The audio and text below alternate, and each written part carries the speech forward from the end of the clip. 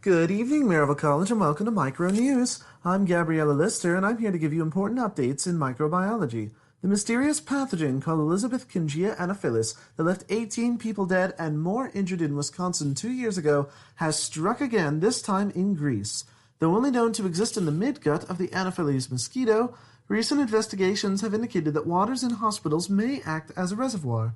To find out more, we have here with us Maria Chirizzi, head researcher on this breaking news. Welcome, Maria. What exactly can you tell us about this new pathogen that's been detected in Greece? Well, Gabriella, the cause of this pathogen is a bacterium called Elisabethingia anopheles. It is capable of wreaking havoc due to its ability to exacerbate current diseases and enter the bloodstream, and it is especially dangerous in those with a weakened or suppressed immune system. My team and I tested 11 hospitals throughout central and northern Greece and found 3 instances of bacterium belonging to Elisabethingia genus, 2 of which we believe belong to Elisabethingia anopheles. Fascinating. Could you please walk us through how you and your team went about collecting these water samples and what tests you used to isolate the bacteria from the Elisabethingia family? Certainly. We obtained 243 samples directly from the 11 hospitals that we investigated. Each of the samples came directly from the tap without any disinfection.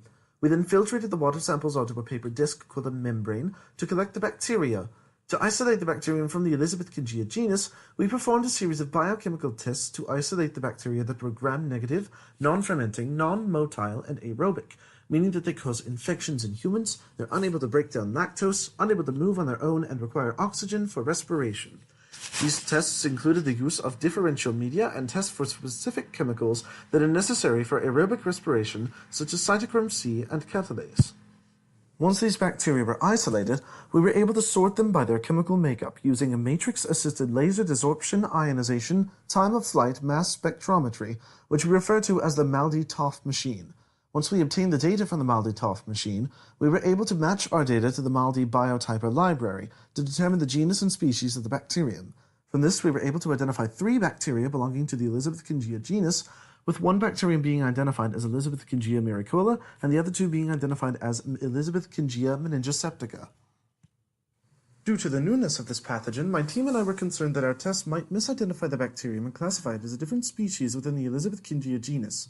To investigate this, we isolated the DNA of the bacterium using a QIAMP DNA mini-kit, and we amplified the 16S rRNA region using a polymerase chain reaction. We then sequenced the 16S rRNA genome and used the sequence on the Maldi-Toff data to identify the bacteria by inserting all of the information into a blast search of the MicrobeNet CDC reference laboratory. In doing this, we were able to update the Bruker library and correctly identify the Elisabethingia anopheles bacteria that had been incorrectly identified as Elisabethingia meningoseptica.